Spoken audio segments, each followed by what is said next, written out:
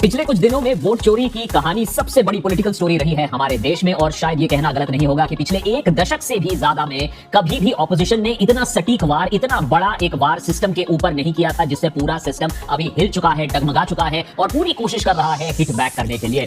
अगर आपको वोट चोरी की स्टोरी नहीं मालूम है तो हमारा प्रीवियस एपिसोड देख लीजिएगा। बहुत डिटेल में समझाने की कोशिश की थी हमने कि राहुल गांधी ने आखिर किया क्या है, कांग्रेस ने आखिर किया क्या है और ये इतना सटीक निशाना क्यों था। क्योंकि महादेवपुरा में जिस तरीके का इन्वेस्टिगेशन लगाकर 6 महीने लगाकर पूरा टीम लगाकर ये बात सामने आई कि 1 लाख से ज्यादा वोटर एक कंस्टिट्यूएंसी में ऐड किए गए थे और इत्तेफाकन 1 लाख वोट बीजेपी को भी ज्यादा मिले। तो इसमें 2 पार्ट्स हैं। एक तरफ ऑब्वियसली इलेक्शन कमीशन किस तरीके से गलत वोटों को ऐड करने की परमिशन देता है और दूसरी तरीके से क्या इलेक्शन कमीशन बीजेपी के लिए काम कर रहा है, क्योंकि विक्ट्री मार्जिन भी एडेड वोट्स के तरह ही था।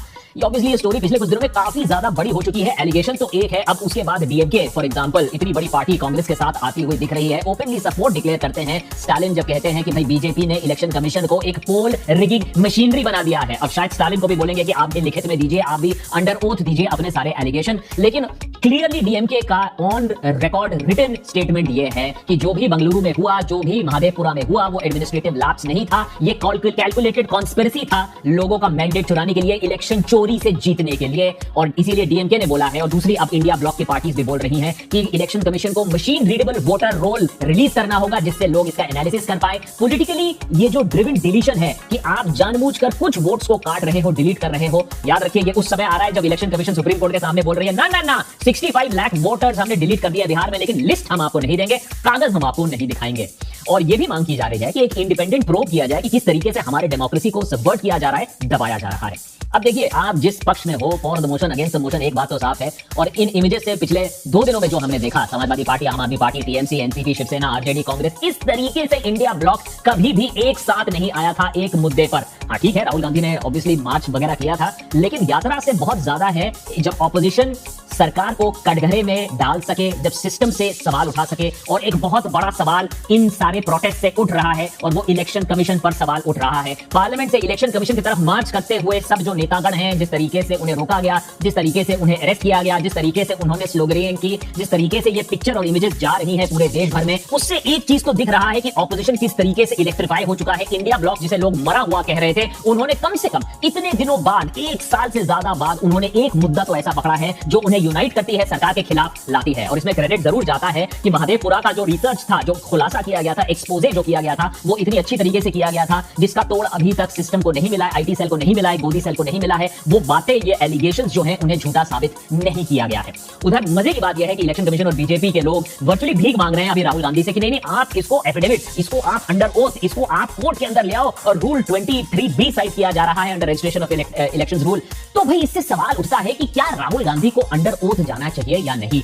इस बात को लेकर काफी गहमा-गहमी है। दूसरा सवाल, क्या राहुल गांधी ने इलेक्शन कमीशन को फाइनली कटघरे में खड़ा कर दिया है, कॉर्नर कर दिया है, जिसका जवाब अब इलेक्शन कमीशन भी ढूंढ रहा है। और ये जो वोट चोरी का जो एलिगेशन है, क्या अब हम ये बात माने कि ये साबित हो चुका है, बहुत धांधली, बहुत गड़बड़ी हो रही है। और अगर ये साबित हो रहा है तो क्या 4 साल में, और खासकर कि असेंबली इलेक्शन बिहार भी आने वाला है, लेकिन अगले 4 सालों में क्या हम देखेंगे कि इतना प्रेशर आ पाएगा ऑपोजिशन के तरीके से तरफ से कि सिस्टम पूरा बदल सके। अब इस पूरी स्टोरी को समझने के लिए आपको ये एलिगेशन को 2 भाग में डिवाइड करना होगा, थोड़ा पॉलिटिक्स भी साइड में रखना होगा, क्योंकि ये देश के बारे में बात हो रही है। एक जो सवाल है वो तो डेफिनेटली आप पॉलिटिक्स साइड में रखकर डिस्कस कर सकते हो। क्या इलेक्शन कमीशन ने, इस इलेक्शन कमीशन, इससे पहले वाली इलेक्शन कमीशन, कांग्रेस के अंडर इलेक्शन कमीशन, क्या उन्होंने वोटर लिस्ट को कॉम्प्रोमाइज होने दिया है? क्या इलेक्शन कमीशन अपने ड्यूटी में फेल हुई है? ये वाला जो भाग है जहां एक वोटर का अधिकार, जहां फ्रॉडुलेंट वोटिंग हो रही है, ये हर पॉलिटिकल पार्टी को इंपैक्ट करेगी। तो पहले ये समझने की कोशिश करेंगे और फिर हम समझने की कोशिश करेंगे कि भैया क्या इलेक्शन कमीशन ये बीजेपी के लिए कर रहा है? Is the election commission acting as an agent of sorts of the BJP, जो एक बहुत बड़ा एलिगेशन लगाया जा रहा है। ये जो लड़ाई है, ये राजनीतिक नहीं है, ये कॉन्स्टिट्यूशन की लड़ाई है, कॉन्स्टिट्यूशन को बचाने की लड़ाई है, 1 मैन 1 वोट की लड़ाई है। नेता टाइप आधा काम मत करो, सब्सक्राइब के साथ साथ बेल आइकॉन भी दबाओ। सबसे पहले तो ये बात साइड में कर देते हैं कि क्या सिर्फ कांग्रेस को इलेक्शन कमीशन से दिक्कत हो रही है। दिक्कत हर विपक्षी पार्टी को इलेक्शन कमीशन से होती आई है। अभी कांग्रेस को हो रही थी, एक टाइम पर बीजेपी को भी होती थी, एक टाइम पर नरेंद्र मोदी को भी होती थी। अगर नरेंद्र मोदी की बातें इलेक्शन कमीशन ने सुन ली होती तो आज ये हालत ना होता। इलेक्शन कमीशन के हाथ में बैठे हो, सरकार के बाजू बैठे हो, आप बैठे की सरकार से आए हो या ना बैठे की सरकार से आए हो, आप हमारे कोई भी हो, इलेक्शन कमीशन को नरेंद्र मोदी के पास का रिपोर्ट कीजिए। और मुझे कहना है इलेक्शन कमीशन को, आप एम्पायर है, आपसे निष्पक्ष व्यवहार की अपेक्षा है। इलेक्शन कमीशन से बीजेपी एक टाइम पर काफी खफा रहती थी। अगर मैं डिटेल में जाऊं तो बीजेपी ने ईवीएम के बारे में किताबें भी लिख कर रखी हैं, लेकिन अब जो partisan nature of the election commission है वो और भी इंट्रेंच्ड हो गया है, वो और भी गहरा हो गया है। अब इससे एक बात तब समझ में आती है जब इलेक्शन कमीशन डेटा शेयर करना नहीं चाहती है। अरे भैया, जब इलेक्टोरल डेटा पूछा गया, जब राहुल गांधी ने इलेक्टोरल डेटा माना तो साल की शुरुआत में देख लीजिए, इलेक्शन कमीशन ने कहा क्यों चाहिए अंकल, बोले क्यों चाहिए, क्या करोगे ये सब डेटा लेकर? अगर 8 घंटे भी रोज देखेगा तो 3600 साल लगेंगे उसको देखने में। 3600 years he will take to see why does he want it? अरे सर, पॉलिटिकल पार्टी का हक बनता है उन्हें देखने दो किस चीज पर वोटिंग हो रही है, वो लिस्ट लेकर उस पर भंगड़ा करे, डांडिया करे। आपको क्या है भैया, आपका काम है लिस्ट मुहैया कराना, वो आपने किया नहीं। और इसी सीक्रेसी की वजह से हम तुम्हें देंगे नहीं, हम कागज नहीं दिखाएंगे, हम डेटा तुम्हें नहीं देंगे। इसी वजह से आज ये हालत हो गई है कि राहुल गांधी और कांग्रेस टीम मिलकर 1 लाख फ्रॉडुलेंट वोटर्स को एक्सपोज करते हैं। एक घर में 80-80 लोगों को बाहर निकालते हैं, मल्टीपल एपिक कार्ड्स जो लोगों के पास इलेक्टोरल वोटर कार्ड्स हैं वो निकालते हैं। अगर इलेक्शन कमीशन ने बात सुनी होती, अगर इलेक्शन कमीशन ने डेटा शेयर किया होता तो ये हालत ना होती। अब हुआ ये है कि राहुल गांधी के खुलासे के बाद कुछ ही दिनों में बहुत सारी और इन्वेस्टिगेशन हो रही है, जिससे धांधली जो है, हमारे वोटर लिस्ट में जो धांधली है, हमारे इलेक्टोरल रोल के साथ जो खिलवाड़ किया जा रहा है वो सामने आ चुका है। ये देख लीजिए, सुषमा गुप्ता, अरे भैया 6 बार वोटर लिस्ट में आ रही है, पालघर में, महाराष्ट्र में 6 बार वोटर लिस्ट में आ रही है। 1-2 जगह नाम इनकरेक्ट है, लेकिन photo, husband name, as etcetera सब कुछ सेम है। वो भी 1 बार वोटर लिस्ट में अलग अलग एपिक नंबर। तो इसका मतलब है इलेक्टोरल रोल के साथ काफी ज्यादा धांधली हो रही है। लेकिन ये तो सिर्फ शुरुआत है। मिंता देवी ने तो पूरा कॉमेडी शो ही बना दिया है। Oldest voter and oldest person in the world election commission ने हमारे लिए ढूंढ के निकाला है, 125 years old। अभी तो गुहार ये लगा रही है ऑपोजिशन, इलेक्शन कमीशन भैया ढूंढ के दिखाइए मिंता देवी कहां है, मिंता देवी को सामने लाओ। अरे भैया, वर्ल्ड रिकॉर्ड यहां बन गया है। फ्रेंच वुमन जो ओल्डेस्ट थी अभी तक, जॉन लुइस क्लिने, वो 122 years में उनका देहांत हुआ था 1997 में। और हमारे पास तो जीता जागता 125 year old महिला है, ओल्डेस्ट लिविंग। अब बताइए, अगर इतनी मजेदार चीजें हैं तो ऑपोजिशन ने भी सोचा अच्छा है, इसको लेकर प्रोटेस्ट करते हैं। प्रियंका गांधी मिंता देवी की टी-शर्ट पहनकर प्रोटेस्ट कर रही है। तो क्लियरली ये थोड़ा सा फनी भी हो गया है, लेकिन ट्रेजिक अगर इतना ना होता तो फनी होता। और ट्रेजेडी इसीलिए है क्योंकि अगर इलेक्शन कमीशन ये चीजें छुपाने की कोशिश करेगी और ऐसी धांधली सामने आएगी तो लोग पीछे जाएंगे और इलेक्शन रिजल्ट्स को खंगालेंगे। और ऐसा ही हो रहा है। लोकसभा के इलेक्शन रिजल्ट्स 2024 को खंगाले जा रहे हैं। फर्रुखाबाद में देख लीजिए क्या हुआ था। बीजेपी की थिन मेजॉरिटी से जीत हुई थी 2024 में। 2700 वोट से बीजेपी ने इलेक्शन जीता। लेकिन सच तो यह है कि 32,000 वोट्स को वहां डिलीट किया गया था। और जहां डिलीशन है वो देखिए कितनी स्ट्रेटेजिक एरिया में है। अलीगंज असेंबली कंस्टिट्यूएंसी में डिलीशन हुआ था, जहां maximum share of Yadav and Muslim voters रहते हैं, जो कि 30% इलेक्टोरेट के बनाते हैं। तो स्ट्रेटेजिक डिलीशन से क्या गैप को नैरो डाउन किया गया था। इलेक्शन में हार जीत का फैसला इसी चीज से हुआ था। मेरठ में बीजेपी अगेन थिन मार्जिन से जीती है। वहां 2 बूथ्स न्यूज लॉन्ड्री ने एक्सपोज किया, 27% फेक वोटर्स वहां से निकले। एड्रेस की बात है ना, हर जगह आपको आधार, आपको प्रूफ मांगा जाता है। यहाँ देखिए, एड्रेस के नाम पर उत्तर प्रदेश एड्रेस है, झुग्गी एड्रेस है, नया एड्रेस है। मेरठ में 61,000 से ऊपर वोटर्स को डिलीट कर दिया गया था। 1 लाख वोटर्स ऐड कर दिए गए थे। 61,000 डिलीटेड, 1 लाख एडेड। हुआ क्या, बीजेपी के अरुण गोविल ने समाजवादी पार्टी के सुनीता वर्मा को 10,000 वोट से हरा दिया। अब हम ये नहीं कह रहे कि इसी वजह से हुआ था, लेकिन जब इलेक्शन कमीशन ट्रांसपेरेंट नहीं होगा तो ये सारे सवाल जरूर उठेंगे। और बात 2024 में खत्म नहीं होती है। जो धांधली हो रही है अब वो 2025 में भी दिख रही है। देखिए, रिपोर्टर कलेक्टिव ने क्या कर दिया, वाल्मीकि नगर में खुलासा कर दिया। बिहार में क्या हो रहा है, 5,000 डबल और डूबियस वोटर्स आ रहे हैं। उत्तर प्रदेश से एंट्री कर रहे हैं बिहार में। इलेक्शन कमीशन के इतने बड़े पूरा खुलासा, सफाया, एसआईआर करने के बाद ये बात सामने आ रही है कि जिन लोगों के पास वोटर कार्ड उत्तर प्रदेश में था, उनको इलीगली इलेक्शन कमीशन ने लिस्ट किया है फ्रेशली प्रिपेयर्ड वोटर्स लिस्ट में बिहार में, वाल्मीकि नगर में। ऐसा कैसे हो गया, रिपोर्टर्स कलेक्टिव ने ये इंफॉर्मेशन कैसे बाहर निकाल दी। साफ साफ बात है, इलेक्टोरल फोटो, आइडेंटिटी कार्ड या एपिक नंबर 2 स्टेट में 2 इलीगल हो ही नहीं सकते हैं। ये इलीगल चीज होती है, ये रॉन्गफुल वोट अलाउ कर सकती है, ये देश के कानून के खिलाफ है। लेकिन सोचिए, एक कंस्टिट्यूएंसी में 5,000 लोग ऐड हो जाते हैं बगल वाले स्टेट से, क्या कहेंगे इस पर। और बात यही भी खत्म नहीं होती है, अब धीरे धीरे पूरा काला चिट्ठा खुल रहा है। जिस एसआईआर को लेकर इलेक्शन कमीशन इतने जोर से बोल रही थी कि नहीं, हमें ये डेटा चाहिए, हमें ये पहचान पत्र चाहिए, हमें ये रेजिडेंसी सर्टिफिकेट चाहिए, हम इसके लिए आधार नहीं लेंगे, उसकी सच्चाई अब सामने दिख रही है। ये बेसिक चीजें हैं। एसआईआर रोल्स दिखा रही हैं कि करीबन 3 लाख वोटर्स हैं जिनका हाउस नंबर 0 है। ये मैं पुरानी वोटर लिस्ट की बात नहीं कर रहा हूं, ये लेटेस्ट वोटर लिस्ट जो प्रिपेयर हुआ है उसमें करीबन 3 लाख लोगों के हाउस नंबर 0 है। ये क्लीन अप अगर ऐसा करोगे, उसके बाद डॉट्स एज नेम, माने नाम की जगह एक बिंदु है। अब ये बिंदु भी क्या ईवीएम का बटन दबाएंगे? एक घर में 80-80, 60-60 लोग मिल रहे हैं, इतना बड़ा आपने खुलासा किया।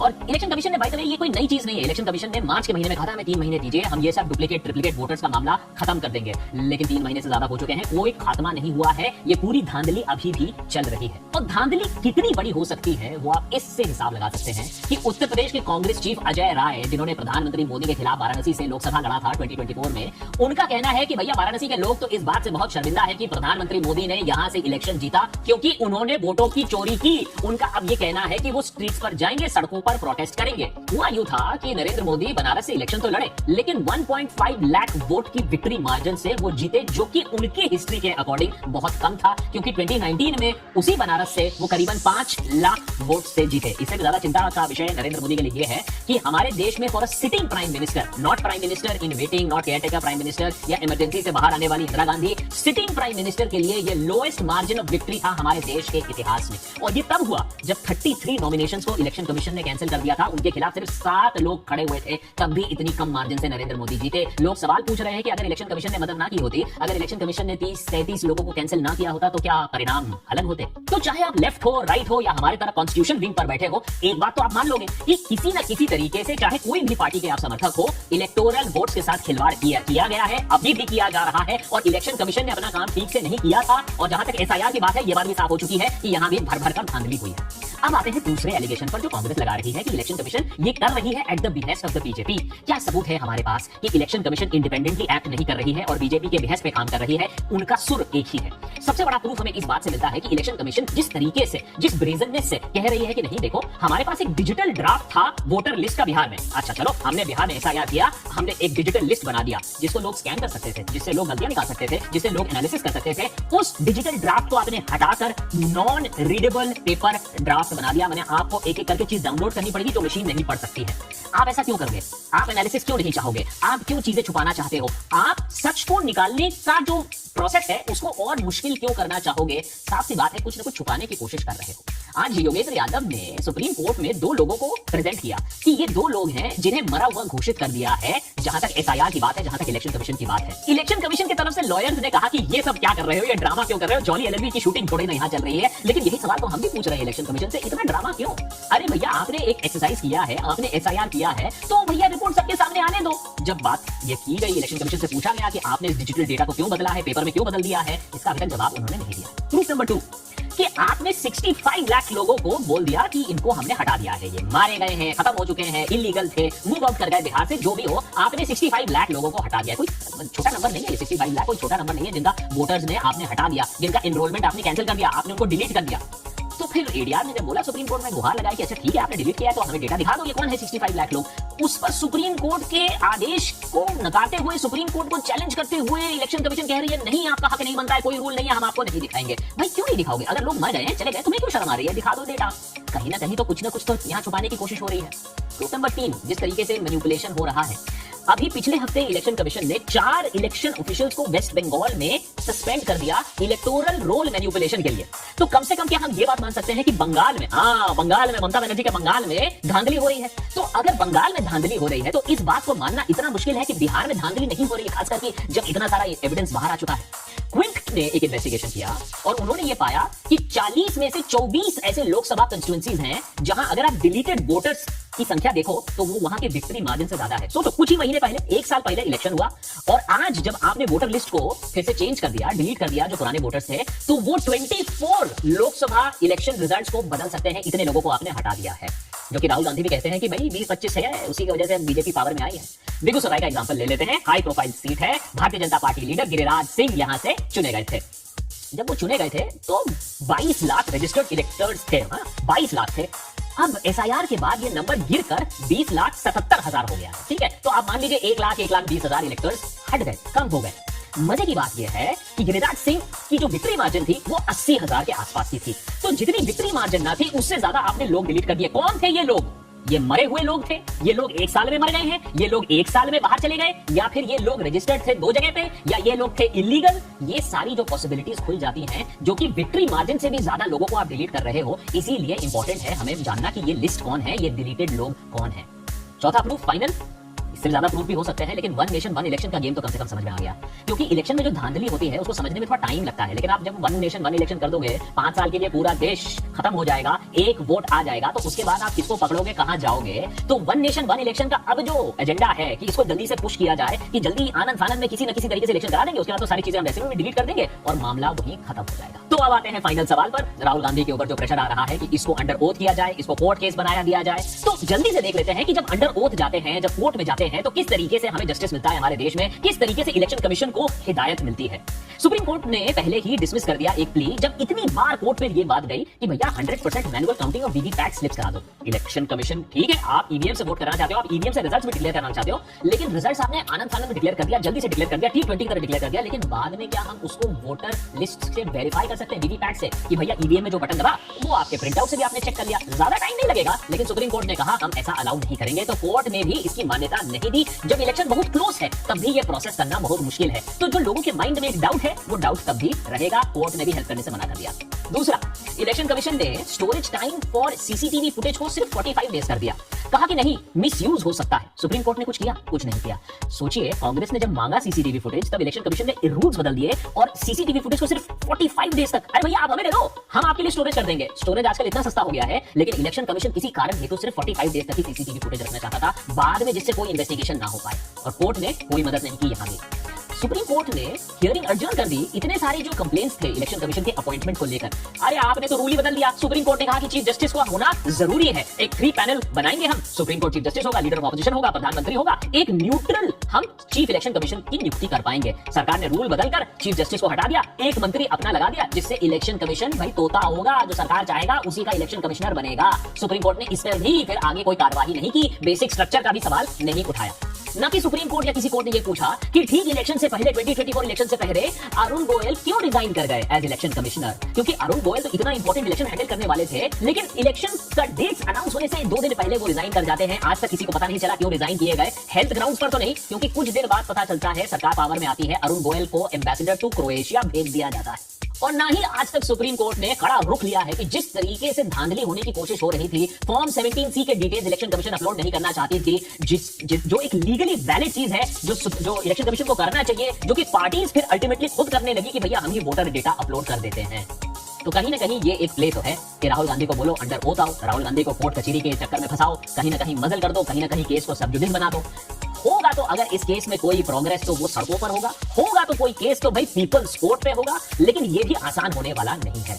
पिछले 1 दशक में मैंने तो कभी आईटी सेल को और मोदी मीडिया को इतना काम करते हुए नहीं देखा कि किसी न किसी तरीके से इस पूरी स्टोरी को दबा दिया जाए, किसी न किसी तरीके से इस पूरी स्टोरी को डिस्क्रेडिट कर दिया जाए, किसी न किसी तरीके से डाइवर्जन क्रिएट कर दिया जाए। और पिछले कुछ दिनों में हमने डाइवर्जन भी खूब देखे हैं। हो सकता है आने वाले दिनों में कुछ जंग वगैरह भी हो जाए, क्योंकि एक बात तो हम फॉर सर्टेन कर सकते हैं कि अगर कांग्रेस इस चीज पर प्रेशर करता रहा, या तो इलेक्शन कमीशन को बदलना होगा, या तो हमारे देश पर कोई भारी आपदा आने वाली है, अस वर्सेस देम, या फिर पाकिस्तान का हमला या कोई आतंकी हमला, क्योंकि ये सिस्टम चेंज करने की बात है, ये सिस्टम को एक्सपोज करने की बात है। और अगर कोई अंधा इंसान भी होगा तो वो सुनकर बता सकता है कि कुछ तो डेफिनेटली गलत हो रहा है हमारे इलेक्टोरल रोल्स के साथ, कुछ तो गलत है हमारे डेमोक्रेसी के साथ, उसको ठीक करने की दरकार है। अगर कांग्रेस प्रेशर डाल पाए, अगर दूसरे भी और ऐसे जो धांधली हुई है वो सामने आ पाए और डेली बेसिस लोगों को याद दिलाया जाए, तो शायद कुछ चेंज हम एक्सपेक्ट कर सकते हैं इलेक्शन कमीशन से। या फिर अगर आप इतिहास देखो पिछले 10-15 सालों का, तो एक भारी आपदा, एक बड़ा डाइवर्जन आएगा और फिर हम ये इतना बड़ा स्टोरी है उसे हम भूल जाएंगे।